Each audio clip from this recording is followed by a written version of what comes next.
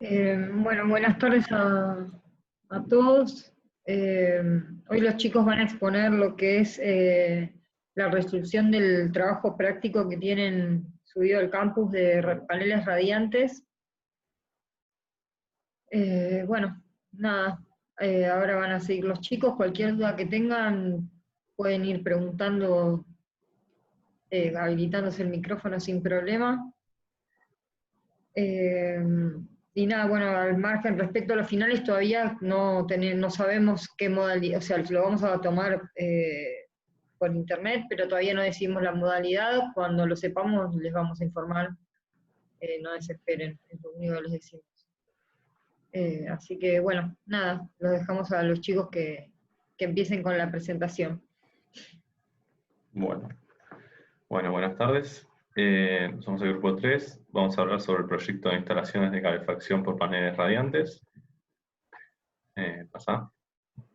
Voy a hablar un poquito rápidamente una introducción. Los chicos van a hablar luego del dimensionamiento de cada uno de los elementos. En este proyecto se optó por la calefacción por paneles radiantes. Los mismos emiten calor por radiación y por convección, y siendo la radiación la forma de transmisión más preponderante de los paneles radiantes, a diferencia de lo que pasaba con los radiadores, que era casi en su totalidad por convección al aire. Los paneles radiantes son los encargados de entregar local las calorías que generan la planta térmica. De la planta térmica, a través de los montantes, va a los paneles radiantes, luego a través de las canalizaciones materializadas por serpentinas, colocadas en cualquiera de los cerramientos del local, sea pared, techo o piso, se entregan las calorías al ambiente y vuelve a la planta térmica a través del retorno. ¿Pasa? A fines didácticos, la planta del proyecto, la planta tipo, se separó en dos instalaciones distintas. Un sistema central en el frente del edificio, a la izquierda, y un sistema individual a la derecha en el contrafrente del edificio. Bien. El sistema central, la ubicación del panel es la losa del cielo raso, debido a que en el sistema de calefacción central el techo es radiante. El sistema de calefacción central está conformado por 3 circuitos materializados por serpentinas de hierro negro de 13 milímetros, con válvulas reguladoras de caudal para cada una. Estas mismas no las puede regular el usuario, sino que son para la puesta a punto del sistema. Las serpentinas están alimentadas por una caldera exclusiva para calefacción, o sea que no alimentan el agua caliente de los departamentos. Además, se tiene un tanque de expansión de 100 litros y dilatadores en los montantes y en los retornos cada 9 metros. Y para hablar mínimamente del sistema de control, será un sistema de todo o nada, donde el termostato se enciende el quemador o la caldera cuando la temperatura del ambiente descendió a una determinada temperatura, y lo apaga cuando llega a la temperatura del régimen interior. A continuación, mi compañero. Bueno, para el sistema central tenemos 3 circuitos. Los circuitos 1 y 2 van a estar configurados en serie, y el circuito 3 va a ser una serpentina simple continua. En los circuitos en series vamos a procurar que el agua a mayor temperatura circule por el local que se quiere lograr un mayor confort. Además, se adopta un paso menor cerca de los cerramientos exteriores para compensar un salto térmico mayor que tenemos. Paso a hablar un poco del contrafrente, que tiene un sistema individual. Va a estar conformado por 3 circuitos materializados con serpentinas de polietileno de 16 milímetros en configuración de piso radiante, integradas mediante un colector de comandos. Estas serpentinas van a quedar embebidas en la masa de mortero y apoyadas sobre una malla de acero reticulada. Por debajo de las serpentinas vamos a instalar una base de aislación DPS, que es tanto para no perder calor en el sentido de que no nos interesa perder hacia abajo, y para proteger estructuralmente a la losa de hormigón de ciertos saltos térmicos. Además agregamos, apoyado al EPS, un film de polietileno a modo de barrera de vapor para la losa de hormigón. Ahí vemos los 3 circuitos, que van a ser serpentinas simples continuas, y van a estar alimentados por una candela individual que va a contar con su vaso de expansión propio y tiraje de humos individual forzado. Bueno, en nuestro sistema central vamos a hacer el dimensionamiento por circuito y también y por otro lado para todo el sistema. Para todo el sistema vamos a dimensionar la caldera, el tanque de expansión y el conducto de humos. Y para cada circuito vamos a dimensionar las serpentinas, los montantes y retornos y la bomba circuladora.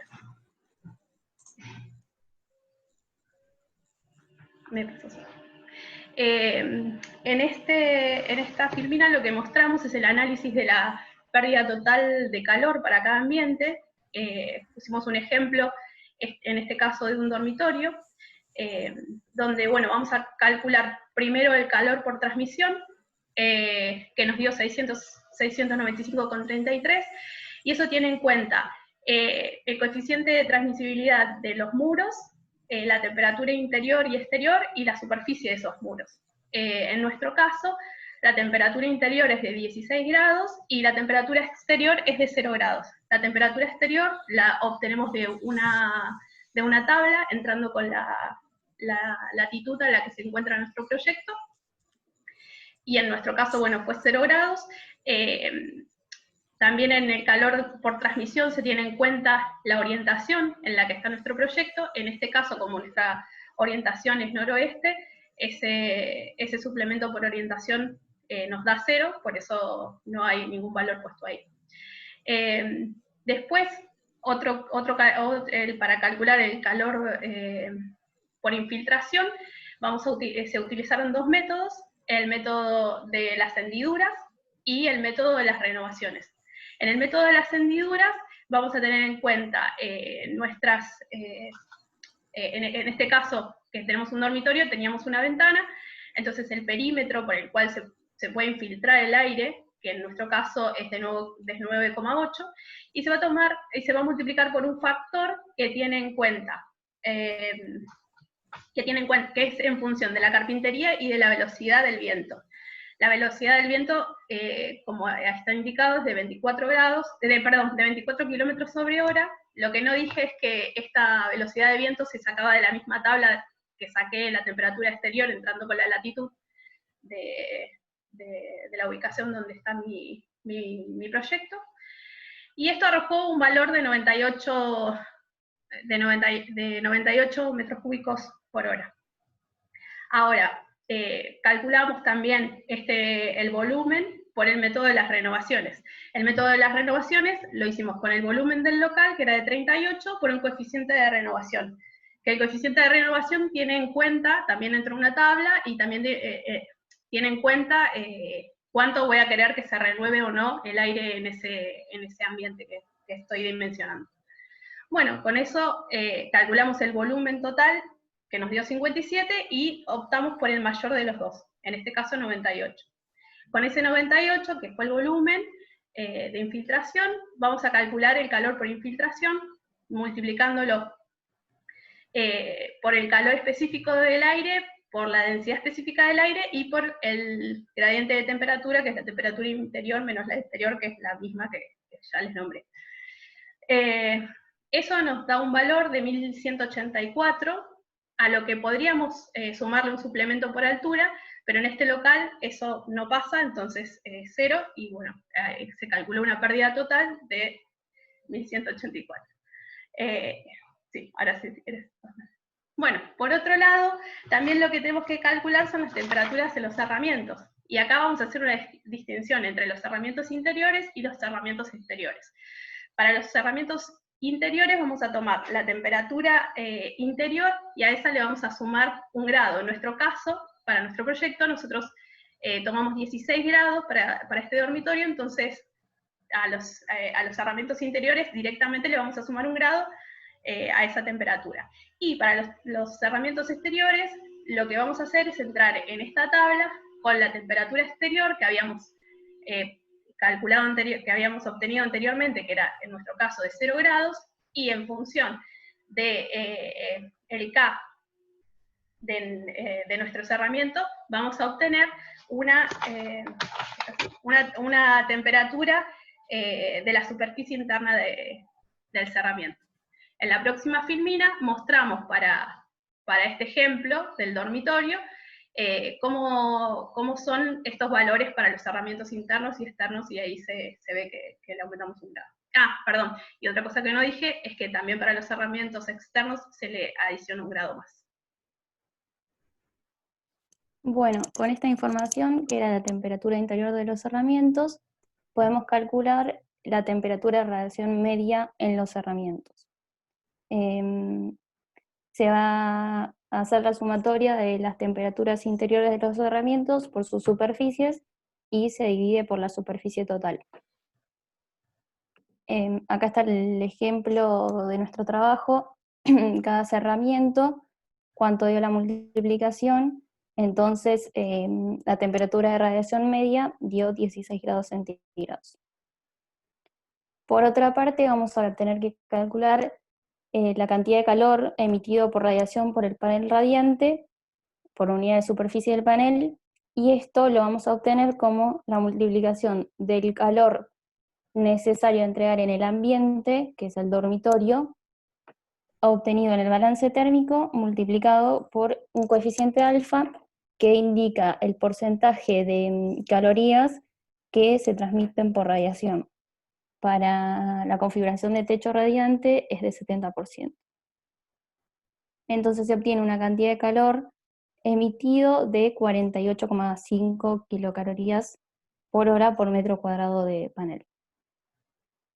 Con estas dos cosas, la temperatura de radiación media y la cantidad de calor que tiene que transmitir por radiación el panel radiante, se entra a este gráfico y se obtiene la temperatura del panel radiante en el eje vertical.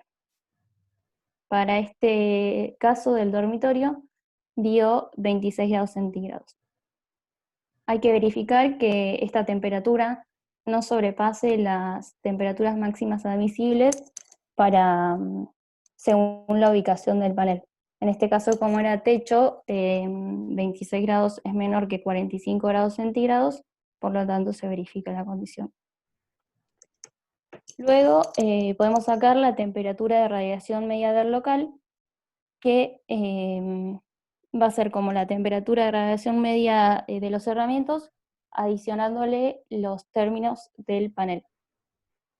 Para este dormitorio dio 18 grados, que verifica que 18 grados. Y ahora hay que hacer la verificación de sensación de calor de las personas que van a estar en el local.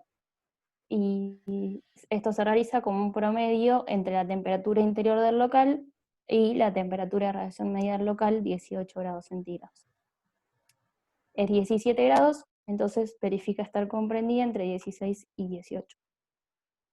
Ahora sigue mi compañero con el dimensionamiento de las serpentinas. Como dijo Sofía, lo siguiente es el dimensionamiento de las serpentinas, que como se mencionaba antes es por donde circula el agua caliente, por el cual el calor atraviesa el espesor del material de la cañería, distribuyéndose en forma uniforme en todas las direcciones hasta llegar a la superficie emisora del calor en el local. En general, los diámetros que se adoptan son entre media pulgada y 3/4 de pulgada.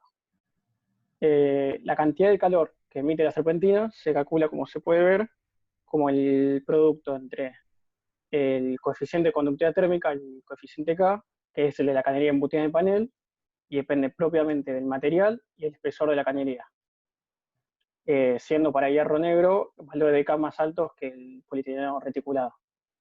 Luego también se tiene en cuenta la superficie de la serpentina, que en este caso se toma como el perímetro por la longitud. El perímetro ya es conocido, ya que sabemos el diámetro de ella. Y por último, por el producto entre la diferencia del gradiente de la temperatura del agua que circula de la serpentina, que en este caso, como se ha adoptado, que el agua que circula por ella ingresa a 50 grados, y adoptando que el salto térmico es de 10 grados, se adopta un promedio de 45. Y el otro el término TI, que sería la temperatura del ambiente, que fue la que se mencionó antes. De esta forma, la única incógnita que queda por despejar en sí es la longitud.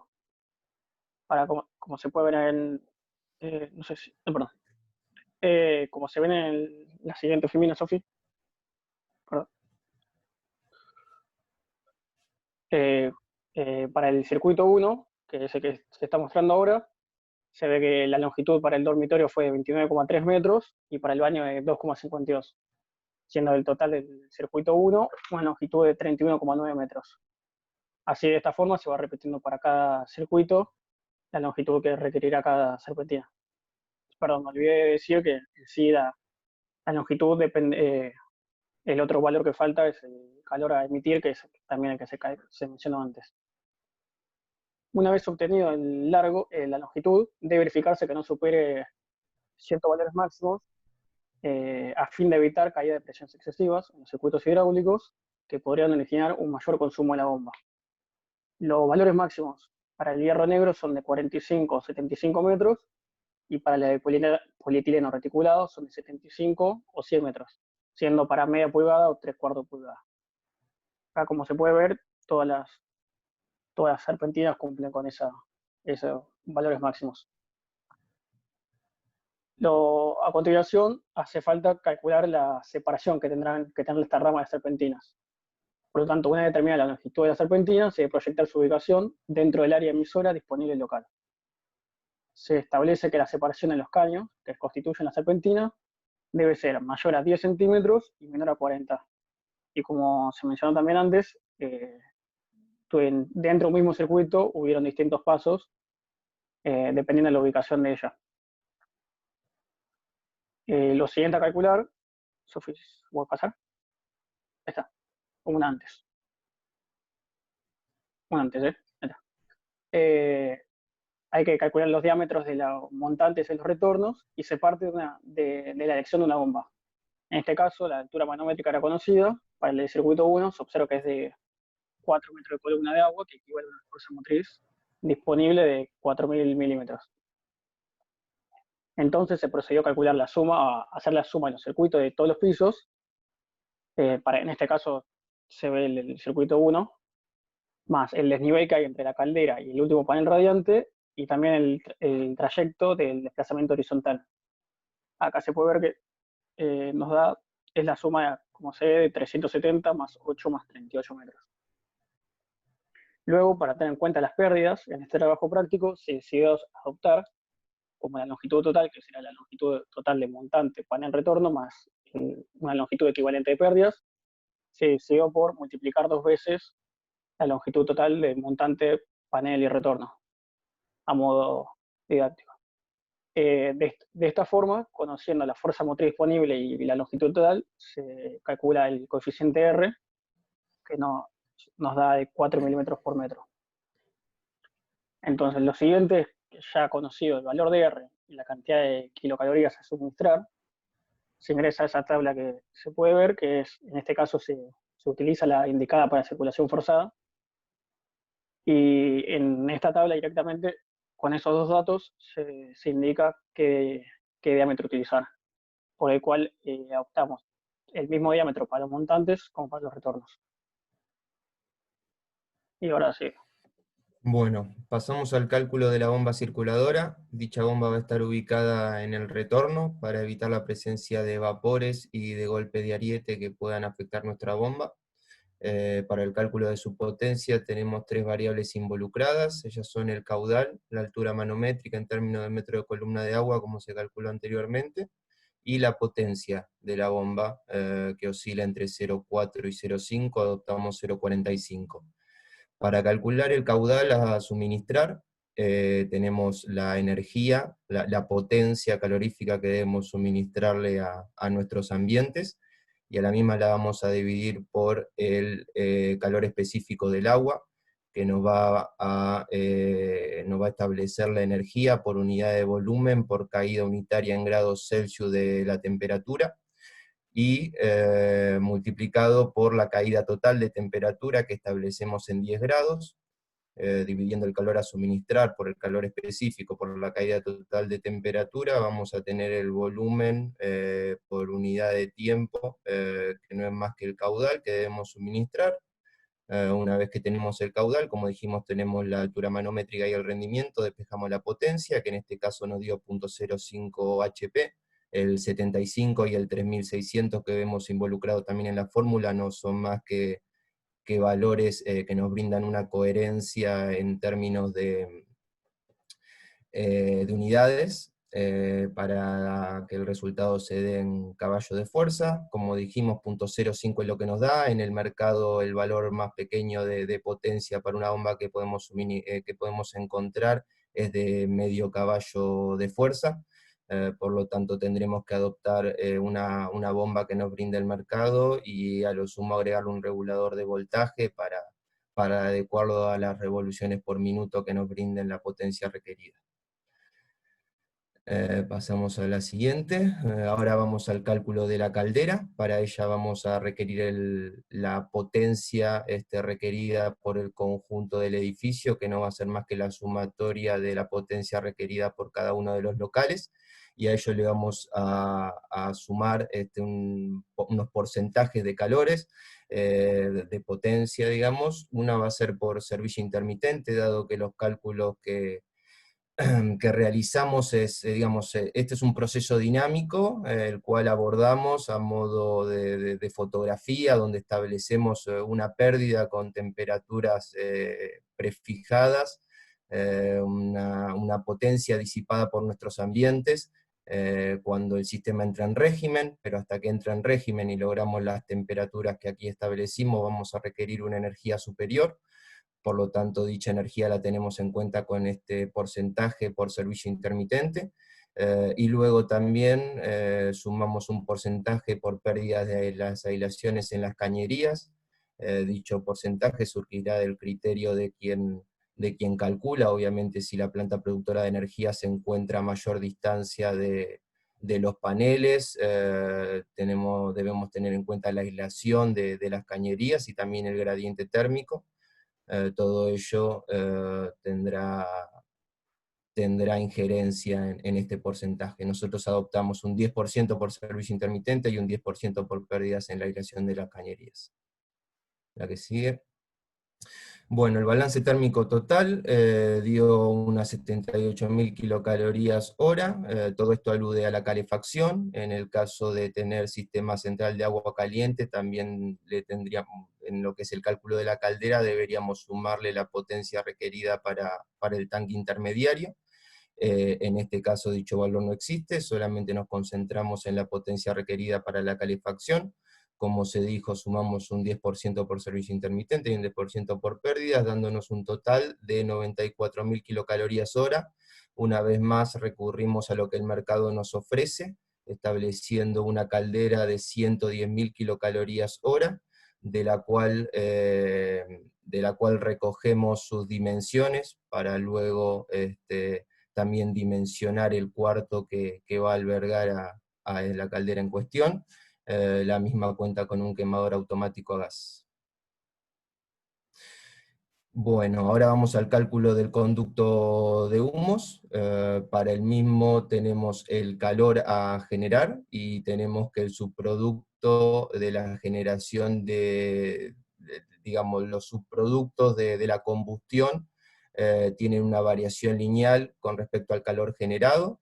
Dicha variación la vemos reflejada en el coeficiente alfa, que para gas natural es 0.018, por lo tanto vamos a multiplicar el calor generado por dicho valor alfa, y lo vamos a dividir por la raíz cuadrada de la altura de la chimenea en metros, donde se va a ver reflejada en mayor o en menor medida la tortuosidad del camino de los humos. Obviamente lo que no queremos es un flujo inverso de los mismos. Esta fórmula nos va a dar una sección en centímetros cuadrados, y dado que adoptamos una geometría circular para dicho conducto, de aquí despejamos el diámetro, el cual nos dio 20 centímetros. Bueno, ahora vamos a calcular la capacidad del tanque de expansión, que el volumen del tanque de expansión se determina con un porcentaje de la cantidad de agua de la instalación. Y el volumen total de la instalación va a ser el volumen de la caldera, que sale de los proveedores que dijimos antes, el volumen de agua que hay en los montantes y retornos, que va a ser la sección mayor de los montantes y retornos, por la longitud total, por la cantidad de montantes y retornos, y el volumen de serpentinas, que va a ser la sección por la longitud total de todas las serpentinas de todos los circuitos. Teniendo en cuenta que el aumento de volumen por dilatación está comprendido entre el 3 y 4% del volumen total, vamos a hacer el 4% por volumen total y lo multiplicamos a todo eso por 2. Ahora sí. Bueno, el volumen de la caldera habíamos dicho que era 240 litros, el volumen de las cañerías de montantes y retornos nos dio 396, y el volumen de la serpentina 152 litros. Con todo esto llegamos a que la capacidad del vaso de expansión tiene que ser como mínimo 63 litros, y vamos a adoptar un vaso de 100 litros, finalmente. Bueno, lo último que hay que dimensionar para el sistema central es la altura mínima de la sala de máquinas, que tiene en cuenta la altura de la caldera, que es de 0,97 metros, y además hay que agregarle mínimo 1 metro para colector y 0,5 metros para posibilitar adaptar la pendiente del tramo más alejado. Eso nos da un total de 2,47 metros, pero como el sistema de agua caliente central de uso sanitaria se alimenta así de un termotanque, este termotanque tiene una altura de 2,2 metros y necesita también mínimo 0,5 metros para la altura del colector y salida del conducto de humos. Entonces finalmente terminamos optando como altura mínima de sala de máquinas el 2,7 metros. Y acá vemos una planta y un corte del sótano, que tenemos la caldera y el termotanque. De la caldera salen los montantes y vuelven los retornos, donde están las bombas, que hay una bomba por cada retorno. Acá en este plano hay montante 4, 5 y 6 y retorno 4, 5 y 6, que en realidad creemos que quedaron del proyecto original, porque ahora en el contrafrente está el sistema individual, entonces estos montantes y retornos no existen, pero bueno, habría que corregirlo. Y en el corte se puede apreciar lo de la altura que tiene que tener la sala de máquinas. Bueno, ahora vamos a dimensionar el sistema individual, que básicamente el cálculo es el mismo que para el sistema central, pero hay que tener en cuenta que ahora estamos dimensionando un piso radiante en vez de un techo, y además el material que vamos a usar es polietileno reticulado con un diámetro de 16 milímetros. Vamos a dimensionar ese dormitorio que está ahí. Bueno, esto es el balance térmico, que es igual, lo único que cambia es la orientación del local, que ahora está en el noroeste, entonces cambia un poco el cálculo. Sí. Bueno, después tenemos las temperaturas medias en los cerramientos, que también es la misma tabla, todo igual, solo que en vez de calcular la del piso, vamos a calcular la de techo, porque ahora el piso va a ser nuestro panel radiante, va a estar nuestro panel radiante. Esto también es el mismo cálculo que hicimos antes. Y ahora la cantidad del calor emitido por radiación por el panel radiante sale del balance térmico y se multiplica por el porcentaje de calorías que el panel transmite por radiación. Que en el caso del techo radiante era el 70%, pero ahora como estamos en piso radiante es 55%. Entonces nos va a dar que la cantidad de calor emitido por radiación es un poco menor que en el caso del techo radiante. Y justamente por eso es que si volvemos a entrar a la tabla, al entrar con un calor menor, vamos a salir con una temperatura del panel radiante menor a la anterior, que va a ser 22 grados, y que cumple que sea menor a la máxima de los pisos, que es de 29 grados. Bueno, lo mismo, se calcula la temperatura de radiación media local, y la sensación de calor nos da 17 grados, que verifica que esté comprendida entre 16 y 18 grados. Para el dimensionamiento de la serpentina, lo que varía es que el coeficiente de transmisión total de la serpentina ahora va a ser menor, antes era 1,2 para hierro negro y ahora es 0,85 para polietileno reticulado. Además, la temperatura media del agua es un poco menor también, antes era 45 grados y ahora es 40. Entonces, por esto es que la longitud de la serpentina, si vemos la fórmula, va a terminar siendo mayor, que en este caso nos da 44 metros, que que es mayor que la que nos había dado antes para hierro negro. Bueno, acá también un resumen de las distintas longitudes que nos dieron, que todas verifican con la longitud máxima. Bueno, finalmente así es como queda, con paso 20 centímetros, y ahí se ve la caldera y el colector de mandos integrado. La caldera en este caso no se dimensionó, directamente se adoptaron calderas de 15.000 kilocalorías hora en todos los pisos, en cada piso. Y esta caldera lo que tiene es que tiene el paso de expansión integrado, que es ahí donde dice 11, y aparte sirve tanto como para calefacción para agua caliente y para agua caliente sanitaria. Y entonces, eso.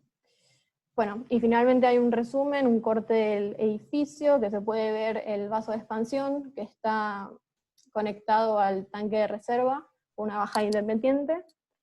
De ese lado del frente está el sistema central, y el contrafrente del sistema individual, con sus respectivas calderas. Y bueno, hay un resumen de los distintos diámetros de los montantes y retornos, que vemos que van variando piso a piso. Y eso es todo. No sé si alguien quiere agregar algo.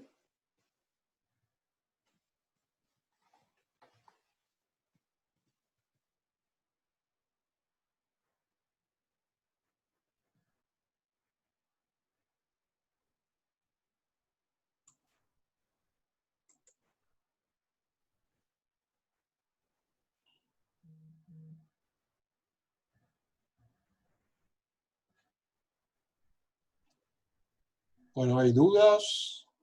¿Consultas? Pues supongo que sí.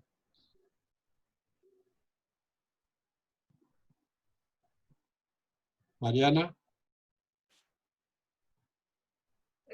No, yo no, igual nosotros ya habíamos hablado, mientras los chicos la fueron preparando, la fuimos viendo la presentación, aclarando las dudas, lo que nos parecía que capaz que no entendíamos nosotros del propio TP que teníamos resuelto. Bien. ¿Quedó claro? Porque si quedó claro va a ser un tema de examen, ¿no? Mariana, ¿qué te parece? Eso seguro. Bueno, ¿alguna duda? Yo tengo una duda. No me quedó muy claro, no sé si se me pasó o qué, pero la parte de, digamos, una vez que se tiene la longitud de la serpentina, ¿cómo se determina el paso de la serpentina? Eso no me quedó. ¿La separación entre las serpentinas? Claro, o sea, se adopta directamente en función del espacio del local y con la longitud. Sí, en realidad las serpentinas sobran en general siempre. Las separaciones, para que tengan un concepto básico, ¿no? Como determinar, es en general va a estar más próxima entre ramas de la serpentina, más cerca de, digamos, de los sectores donde el ambiente pierde mayor cantidad de calor, ¿sí? Está claro. Después, en función de eso, están las separaciones en función del material, ¿sí? El material hierro fundido, hierro negro, perdón, tiene una separación específica por el radio de curvatura. Después los materiales plásticos tienen otro radio de curvatura en función del sistema de ejecución, que es independiente de todo esto que estamos hablando, ¿sí?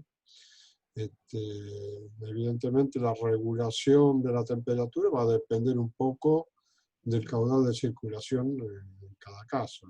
Y la separación se establece, digamos, según el material en distintas formas, ¿sí? ¿Quedó claro? Sí, sí. ¿Alguno de los que expusieron quieren agregar algo?